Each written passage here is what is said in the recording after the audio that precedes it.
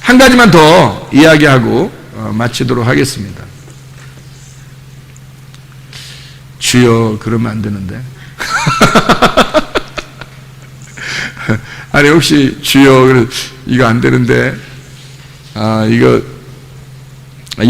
이게 설명을 해줘야, 요게 지금 이해가 돼서, 더 이해가 돼서, 요게 지금 요만큼만 해도 여러분이 다 이해가 되죠, 사실은.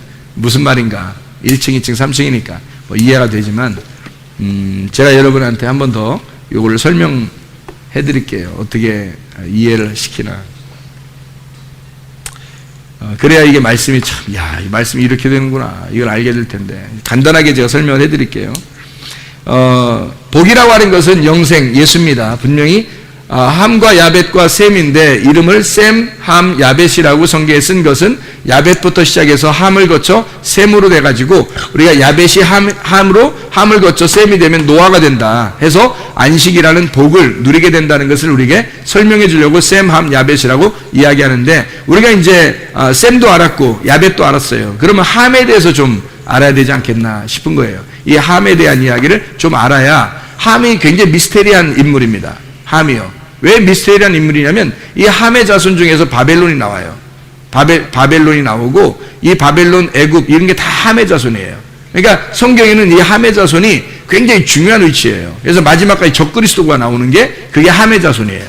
그러니까 함의 자손은 예수를 죽이는 반대 입장, 적그리스도 그리고 마지막에 짐승 이게 함의 자손이기 때문에 이게 굉장히 중요한 거죠. 우리가 이거를 이제 모르면 적을 알고 나를 알아야 이제 백전백승하잖아요. 그래서 적을 알아야 된다. 적을 잘 알아야 되는데 이 적을 알면 신기하게도 말씀이 이렇게 되어 있구나라는 걸 깨닫게 되는 거예요. 자, 우리가 함이라고 하는 이름은 어떤 의미를 가지고 있냐면요. 함은 뜨거운이라는 이름을 가지고 있습니다. 이 뜨거운이라는 함이라는 이름은 하맘이라는 뜨거워지다. 하맘, 뜨거워지다라는 이름이에요. 근데 이 뜨거워지다라는 이름이 원래는 이게 하맘이라는 이름을 쭉 이렇게 이렇게 쭉 다른 이제 하맘이를 사용한 단어를 이렇게 쭉 보면요. 따뜻하다. 몸을 더욱 덥게 입히다. 그러니까 추운데 더웁게 입혀준다. 그런 의미를 가지고 있고요. 보호해서 따뜻하게 한다. 이런 의미를 가지고 있어요. 함이. 그러니까 우리는 이제 생각할 때 함은 무조건 나쁘다고 생각하는데 원래 함이라는 이름은 하맘, 이 하맘이라는 단어는 그렇게 따뜻한 이름이에요. 그런데 이제 이게 가나안이 함의 아들인데 가나안인데 가나안이 케나안입니다.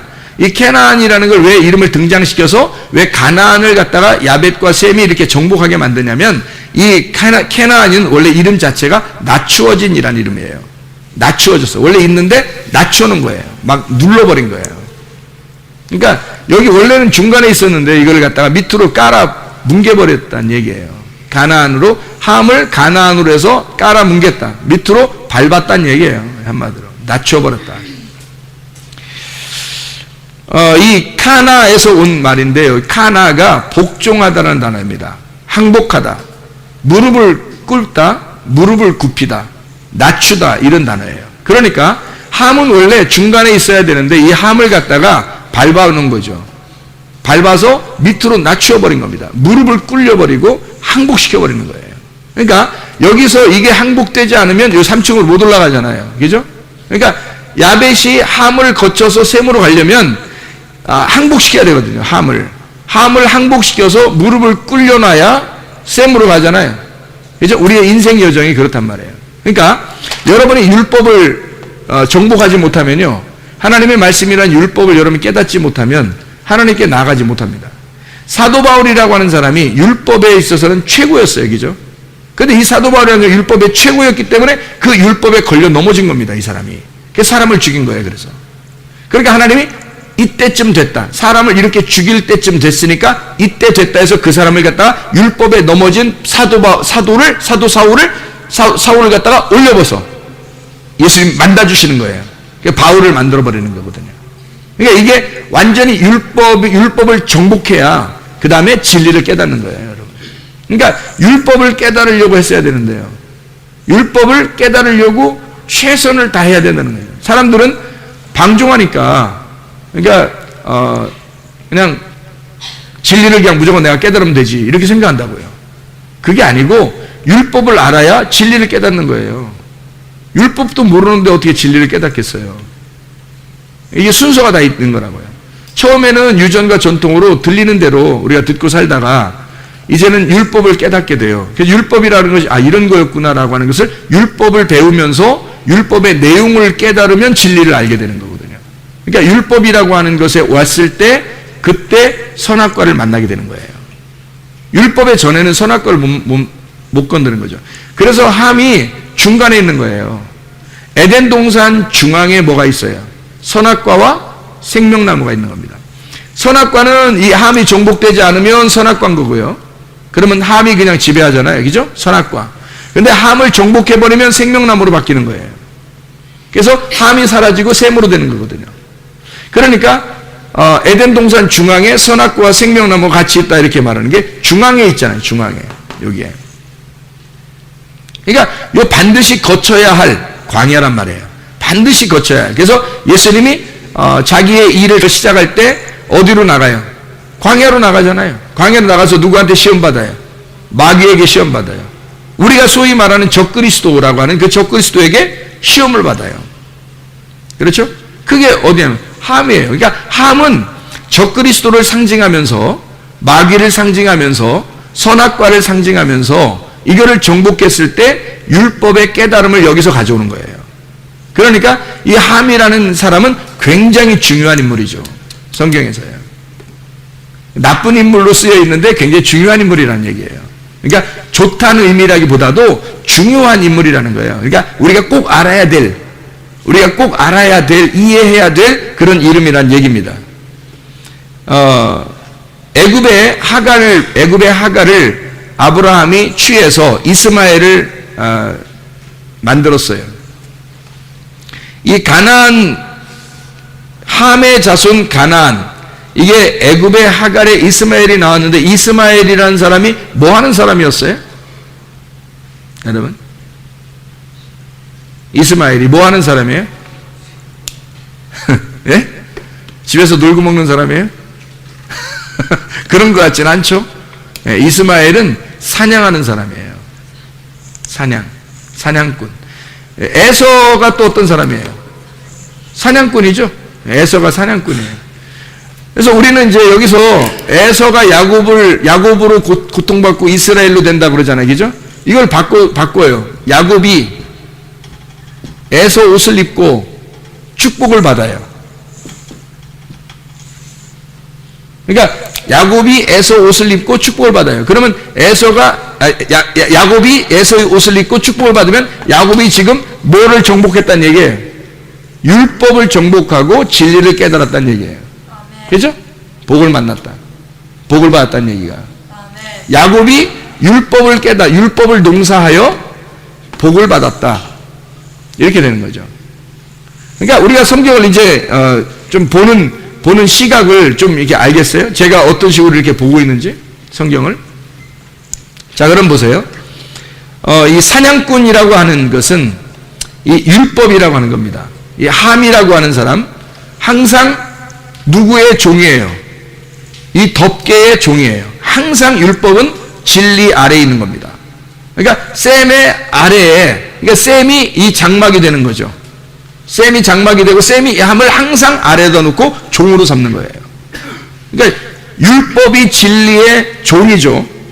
진리가 율법의 종이 될 수가 없습니다. 예. 그러니까 항상 광야가 마지막 코스가 아니에요. 가나안 땅이 코스고, 그리고 광야는 거쳐가야 할 종이에요. 그러니까 율법인 거죠. 이해가 되겠죠? 무슨 말인가? 그러니까 함이라고 하는 이 사람들은 반드시 우리가 싸워서 견디어내고 이겨서 나가야 될 그 우리의 여정에 항상 있는 자들이란 말이에요. 우리의 여정에서. 그러니까 그리스도인들에게 가장 중요한 사람인지도 몰라요. 왜냐하면 이 사람을 정복해야지 나가니까. 이 사람을 이겨야 나가는 거니까. 그러니까 예수님은 그냥 사역을 시작하지 않고 마귀의 시험을 이겨서 그 시험을 이기고 나가서 정복했잖아요. 그죠? 그러니까 이 시험을 받도록, 예수님을 시험 받도록 데리고 간 사람이 누구예요? 데리고 간 자가 누구예요? 천사가 성령에 이끌려 천사가 예수님을 데려간 거예요. 성령이 데려간 거예요. 성령이 광야로 몰아낸 거예요. 왜냐하면 예수님도 사역을 시작하려면 광야로 가서 이기고 가야 되니까. 놀라운 거죠. 그러니까 우리의 인생 여정에서 반드시 거쳐야 할 그 광야에 있는 자, 그가 함이란 말이에요. 그 율법을 정복해야 된다. 그래서 우리는 창세기 10장을 한번 우리가 보겠습니다. 창세기 10장 9절. 창세기 10장 9절.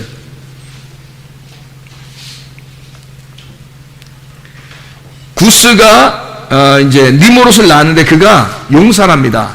그래서 이 니므롯이 어떤 사람이냐? 10장 9절에, 창세기 10장 9절에 그가 여호와 앞에서 용감한 사냥꾼이 되었으므로 속담에 이르기를 아문은 여호와 앞에 니므롯같이 용감한 사냥꾼이로다 하더라. 여기 사냥꾼이라고 하는 사람은 이 짜이드라는 단어거든요. 이 사냥함, 추격이란 단어인데요. 이 짜이드라는 단어가 점심이란 단어도 돼요. 점심. 그럼 왜 이 짜이드가 왜 사냥하는데 점심이란 단어도 될까? 아침이면 안 될까? 저녁이면 안 될까? 안 돼요. 점심이 돼야 돼요. 이게 쭈드에서 온 거거든요. 쭈드라는 단어가 사냥하다라는 단어입니다. 이게 사람을 사냥한다, 짐승을 사냥한다, 사람을 사냥한다 할 때 쭈드라고 사용합니다. 근데 이 쭈드라고 하는 이 짜이드가 사냥꾼이라고 하는 거거든요. 창세기 10장 9절에. 그러면 이 사냥꾼은 보통 뭘 가지고 다니나요? 사냥꾼은 이걸 가지고 다니겠죠, 그죠? 이걸 가지고 다닌다. 활을 가지고 다닌다고요. 그럼 활을 가지고 다니면 활을 가지고 뭐 하는 거예요? 활 가지고 그냥 이렇게 돌리면서 다녀요? 뭐 다니면서 활 가지고 이렇게 돌리면서 다니면 뭐 사냥꾼이라고 그러는 거예요? 아니면은 어떻게 하는 거예요? 사냥꾼이 뭐 활 가지고 이렇게 딱 뒤에다 폼 잡고 다 이렇게 이렇게 뭐 액세서리처럼 이렇게 폼 잡고 다 이렇게 메고 이렇게 다니면 사냥꾼, 저 사람 사냥꾼 이렇게 해요? 아니면 이게 활을 갖다 딱 해가지고 뭐 동물도 이렇게 딱 해서 딱 잡고 뭐 이러면 이제 사냥꾼이라고 그래요. 동물을 잡을 때, 그죠? 짐승을 잡을 때 사냥꾼이라고 그래요, 그죠? 그럼 우리가 잘 보세요. 잘 생각해 보시라고. 활을 가지고 누구를 갖다가 맞춰서 쏠려고 그러는 거예요? 예? 이게 지금 니므롯이에요. 그죠? 구스의 아들. 이게 함 자손이에요. 함 자손은 활을 가지고 사냥하는 자예요. 그러면 누구를 갖다 잡아 죽이려고 하는 거예요? 예수님을 갖다 잡아 죽이려고, 예수님을 목표로 쏠려고 하는 자예요. 그죠? 예수님을 목표로 쏠려고 그걸 사냥하려고 하는 자예요. 그러니까 성경에서는 이미 이 사람을 갖다가 여기 사냥꾼이다라고 써놨을 때는 예수님과 반대, 예수님이 이쪽에 있으면 이쪽 편에 서 있는 반대편에 서 있는 적그리스도다 이렇게 말하는 거죠. 그죠? 이것이 성경 마지막까지 요한계시록까지 적그리스도라는 얘기가 쭉 나오잖아요. 그죠? 적그리스도라는 얘기는 여기에서 반대편에 서 있다는 얘기예요. 그러니까 한마디로 말하면 예수라고 하는 분을 놓고 그 사냥감을 놓고요, 여기서 사냥해 버리는 겁니다. 그렇죠? 그럼 사냥할 때 활을 가지고 사냥을 하잖아요. 그럼 활을 가지고 사냥하는데 활이 어떻게 생겼나요? 활이요. 어떻게 활같이 그렸나요? 활이 어떻게 생겼나요? 이렇게 생겼죠? 활이 이렇게 생기고 이렇게 다 이제 줄이 있어야 되겠죠? 활만 이렇게 있는데 줄 없으면 무슨 활이에요? 줄이 있어야 되겠죠? 그래서 이제 화살은 어떻게 놔야 돼요? 화살을 이쪽으로 이렇게 놔야 돼요? 아니면 어떻게 쏠 때 어떻게 쏘나요? 이렇게 써야 되겠죠? 이렇게. 그죠? 화살을 이렇게 써야 돼요. 그러면 예수님을 맞추려고 이 화살을 예수님을 맞추려고 이렇게 해서 쏘려고 다 이렇게 하겠죠. 그죠? 화살을 갖다 이렇게 해서 딱 쏘겠죠. 그런데 이 단어가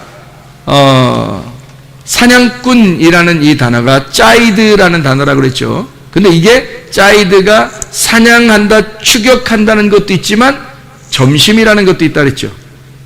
점심. 그럼 여러분 점심시간이 몇 시부터 몇 시까지예요? 예? 점심시간이 몇 시부터 몇 시까지예요? 보통 12시에서 2시까지 점심시간이죠. 근데 만약에 뭐 천천히 식사한다면 12시부터 3시까지 먹어도 되잖아요. 5시까지 먹으려고? 12시부터 5시까지. 그래서 이제 바로 저녁 시간 가지려고. 보통 점심 식사는 몇 시부터 몇 시까지예요?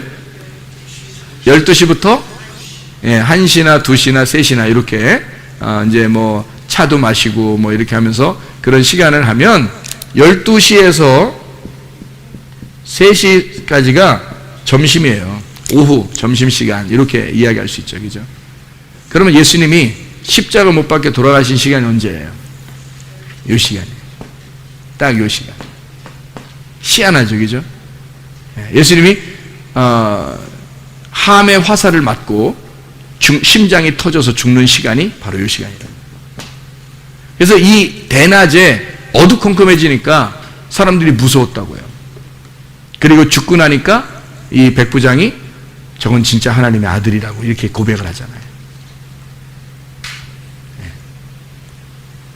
이것을 이 활을 가지고 이렇게 쏴서 하나님의 그 심장을 쏴서 그 하나님을 맞추고 그 하나님이 죽도록 하는 그 사람들이 함의 자손들이에요.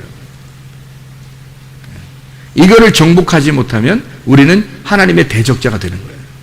그러니까 율법이라고 하는 걸 여러분 제대로 깨닫지 못하면 어떻게 된다? 하나님을 대적하는 자가 된다. 그래서 율법을 진짜 깨닫지 못하고 성경을 알고는 있었지만 율법을 알고 있었는데 내용을 몰랐어요. 바리새인들 이런 사람들이 내용을 몰랐는데 예수님이 왔잖아요. 예수님은 내용을 알고 있었고 이 바리새인들은 내용을 몰랐어요. 근데 예수님이 오니까 어떻게 해요? 율법을 알고 있는 자들이 예수님을 죽이는 거예요. 희한하죠 그게? 그 사람들이 예수님의 심장에다 화살을 꽂는 거야. 그게 이제 십자가에 매달려 죽으시는 예수님이 된 거죠. 그러니까 율법을 내용을 모르고 속에 있는 하나님의 뜻을 모르고 성경만 안다고 생각하는 사람들이 오히려 하나님을 대적하는 자가 되더라. 출발은 했는데 중간에 이 함의 자손을 섭렵하지 못했어요. 함을 정복하지 못했어요. 2층을 거치지 못하면 3층으로 올라갈 수가 없다 하는 얘기입니다. 그러니까 반드시 2층을 우리가 정복해야 되는 거죠. 율법 안에서 오신 그 예수님을 깨달아 알아야 된다는 거죠. 분명히 이걸 깨달아야 쉔이라고 하는 이름을 얻게 돼요. 그 이름을 얻게 돼. 그 이름을. 그리고 우리는 안식에 들어가는 노아가 된다는 거죠. 그게 노아의 방주예요. 1, 2, 3층으로 이루어진. 자, 우리가 활을 갖다가 이야기했으니까 활에 대한 이야기를 우리가 9장 13, 14절 한번 봐봐요. 9장 13, 14절. 요것만 읽고 마치도록 할게요. 뭐 물론 읽기만 하는 건 아니고요. 읽고 마친다 이 말이에요. 창세기 9장 13, 14절 뭐라고 돼 있어요? 내가 내 무지개를 구름 속에 두었나니 이것이 나와 세상 사이의 언약의 증거니라. 내가 구름으로 땅을 덮을 때에 무지개가 구름 속에 나타나면 이렇게 돼 있죠. 무지개라는 단어가 케셰트라는 단어입니다. 케셰트라고 하는 단어가 무지개라는 단어인데 어떤 단어냐면 활이라는 단어예요. 활이라는 단어를 성경에서 쓸 때는 케셰트라고 써요. 이 케셰트라고 하는 단어를 쓰는 것은요, 사냥꾼이라고 하는 걸 아까 지금 함자손을 그 구스의 아들 리므롯을 사냥꾼이라고 그랬죠. 그런데 이게 활을 가지고 있다 할 때는 활은 케셰트예요. 근데 무지개가 케셰트예요. 무지개가 어떻게 생겼어요? 이렇게 생겼잖아요. 그러면 처음부터 노아의 홍수가 일어난 것은 지금 무엇 때문에 일어났다고 하는 것을 얘기해 주는 거예요. 무엇 때문에 이루어졌다. 이걸 알려주려고 언약의 무지개를 둔 거예요. 제가 활을 갖다 밑으로 이렇게 그리지 않았어요. 일부러 이렇게 그린 거예요. 왜냐면 무지개가 다 여러분 밖에 나가서 여러분 비 올 때 무지개 보면 다 어떻게 생겼어요? 이렇게 생긴 거 봤어요? 무지개가? 무지개가 이렇게 생겼더라. 이런 게 있었냐고, 여러분 볼 때. 태어나서 지금까지. 그렇게 안 생겨요. 무지개는 다 이렇게 해서 이렇게 생깁니다. 타원형으로요. 이렇게 생겨요. 왜 이렇게 생길까? 밑에서 화살을 위로 쏘기 때문에 그래요. 이걸 활이라는 단어예요. 활. 무지개라는 캐셰트라는 단어는요, 활이라는 단어입니다. 예. 이 활을 누가 가지고 있는 거예요? 사냥꾼이 가지고 있는 거예요. 우리가 율법을 제대로 모르면요, 사냥꾼이 되어버립니다. 누구를 사냥한다고? 예수를. 예수의 심장을 쏘는, 이게 언약이라고요. 너희들이 나의 심장을 쏘았고 너희들이 나를 죽이려고 나를 대적한 거야. 그래서 내가 노아 홍수로 심판한 거야. 이게 약속이라는 거예요. 그리고 이 심판이 누구를 통해서 완성이 되냐면 예수 그리스도가 오셔서 내가 하나님이 아들을 보내서 너희들이 그 하나님의 아들의 심장을 쏠 거야. 그리고 어느 날 그 심장이 터지면 이 모든 언약은 완성될 거다. 이게 무지개 언약이에요. 무지개 언약, 뭐 홍수 안 내린대, 이제 앞으로 뭐 심판 안 내린대. 그렇게만 보면 여러분, 무지개가 심판 안 내린다, 물 심판 안 내린다 그러면 불 심판 내리는데, 하나님이? 구약에서 물 심판 이제 하고서 물 심판 안 내린다고 해놓고, 그러고 이제 신약에 가면 불 심판 내리는데. 그럼 그게 무슨, 심판 안 내린다는 의미라기보다는 심판 안 내린다는 의미가 아니라, 무지개를 통해서 언약을 성취하게 만들어 놓는 거죠. 무지개라는 언약을 통해서 예수 그리스도 하나님의 아들이 오셔서 이 언약을, 약속을 완성시키는 게 무지개, 캐셰트, 활이라고 하는 겁니다. 활. 너희들이 나를 쏜 거야. 너희들이 나를 쏘아 나를 죽일 거야. 그러면 이 모든 언약은 끝나는 거야. 이 모든 심판은 다 끝날 거다. 너희들이 나를 심장을 터뜨려 죽이면 이 모든 심판은 끝날 거다. 이게 무지개 언약이라고요. 캐셰트. 언약의 활 무지개입니다. 이게 무지개라는 언약인데 이게 캐셰트, 활, 화살, 구부린다라는 단어를 가진 코시에서 나온 단어입니다. 이 코시가 구부린다는 단어고요. 의미고 올가미를 놓다, 덫을 놓다는 말입니다. 그러니까 예수를 잡아 죽이려고 덫을 놓는 거예요. 그러니까 하나님을 죽이려고 우리가 덫을 놓는 거죠. 이게 캐셰트 언약이에요. 야코시에서 나온다는 이 야코시라는 게 함정을 빠뜨리다, 함정에 빠뜨린다. 그리고 사냥꾼이라는 단어도 됩니다. 올무를 놓다. 이게 야코시라는 단어예요. 이게 카샤에서 나온다는 카샤가 완강하다, 목이 곧다, 고통스럽게 하다, 힘들다. 목이 곧고 단단한 백성. 그게 카샤, 야코시, 사냥꾼, 올무를 놓다, 함정에 빠뜨린다. 이게 코시, 올무를 놓다, 덫을 놓다. 캐셰트, 화살, 활, 구부려서 나를 공격할 것이다. 이게 무지개 언약이거든요. 이 활을 활이라는 단어가, 캐셰트라는 단어가 창세기 49장에 나와요. 한번 볼까요? 창세기 49장. 진짜 이거 하나 보고 마치도록 할게요. 창세기 49장 24절 한번 봅니다. 24절. 23절, 24절에 보면요. 23절, 24절 보면 활 쏘는 자가 그를 학대하며 적개심을 가지고 그를 쏘았으나 요셉의 활은 도리어 굳세며 그의 팔은 힘이 있으니 이는 야곱의 전능자 이스라엘의 반석인 목자의 손을 힘입음이라. 이렇게 되어 있거든요. 여기 활 쏘는 자가 나와. 이 활 쏘는 자가 바알 헤츠라는 단어입니다. 활 쏘는 자, 활 쏘는다는 게 헤츠라는 단어고, 활 쏘는 사람, 이게 바알입니다. 바알이라는 거 여러분 아시죠? 남편, 주인, 결혼한다 이런 의미인데요. 헤츠라고 하는 이 활 쏘는 거, 활 쏘는 게 헤츠라는 게 찌르는 겁니다. 화살, 창, 찌른다. 이게 원래 화살도 창처럼 생겼잖아요. 이 화살을 조금 두껍게 만들면 창이잖아요. 그래서 찌른다, 창이라는 그런 의미를 가지고 있거든요. 이게 하짜쯔라는 단어에서 나온 건데 이게 잘게 썰다라는 말이고 이게 나눈다, 찌른다, 화살을 쏜다라는 말입니다. 이것이 그를 쏘았으나 할 때 그를 쏘았다라고 되어 있죠. 쏘았다, 라바브입니다. 라바브. 이게 뭐냐면 던진다는 뜻이에요. 증가하고 많아진다는 뜻입니다. 이 말이 뭐냐면 여기 보세요. 자, 여기다 왜 이렇게 화살로 쐈는데 왜 쏜다는 의미를 라바브라고 했을까? 이게 왜 그렇게 썼냐면 증가하기 때문에 그렇습니다. 그게 하나님을 대적하는 것이다라는 얘기예요. 증가한다. 그러니까 많아진다는 거야. 뭐가 많아진다는 거야? 여러분의 의견이 많아진다. 여러분의 말이 많아진다. 자기 말이 많아진다. 자기 생각이 많아진다. 하나님의 말씀이 아니라 자기의 말씀이 많아진다 이 말이에요. 그게 강해진다. 그런데 이제 여기서 창세기 49장에 23, 24절의 말씀에서 23, 24절의 말씀에서 자 뭐라고 되어 있어요?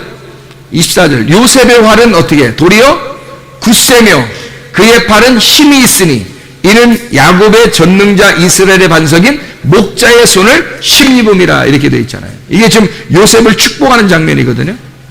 요셉의 축복. 요셉을 축복하는 장면인데 다른 적군들이 너를 쏘아 너를 죽인다. 그런데 너는 반석인 목자의 손을 힘입어 네가 승리하게 된다 이 말이에요. 그러니까 네 활이 훨씬 더 강한다. 다시 말하면 율법이라는 원래 문자가 율법이라는 걸 너희가 네 생각과 네 뜻으로 율법을 해석하여 네가 스스로 많이 알게 되면 이게 하나님을 대적하는 것이 돼. 그러니까 예수님이 오실 때도 바리새인들이 대적했죠. 그죠? 율법을 많이 알면 알수록 바울도 그랬죠. 사울이었을 때 막 하나님을 대적합니다. 그런데 하나님의 힘을 의지하여 하나님의 뜻이 무엇인지 하나님의 말씀이 무엇인지 율법의 내용을 깨닫게 되면 하나님의 마음을 알게 되죠. 그러면 무지개 언약을 통해서 자기의 심장이 터져 우리를 위하여 기꺼이 자기 목숨을 버리는 예수를 깨닫게 되면 이 사람들의 삶이 어떻게 되겠어요? 생각이 다 바뀌어져 되겠죠. 그러면 여호와라는 그 목자의 손을 의지하여 그 율법의 내용을 깨닫게 된 사람들은 이것이 율법을 정복하게 된다는 얘기죠. 하나님의 말씀을 깨닫게 되었다 이 말입니다. 자, 우리가 이제 오늘 이 말씀을 요약합니다. 보세요. 복은 영생이로다. 그리고 영생은 예수님입니다. 땅과 아들이 있어야 복인데 땅은 방주고 노악은 아들이에요. 그래서 노아의 방주가 진짜 성막이고 복이란 말이에요. 그러면 우리는 이 안에 들어가 그리스도인의 생활을 하는 사람들이라고요.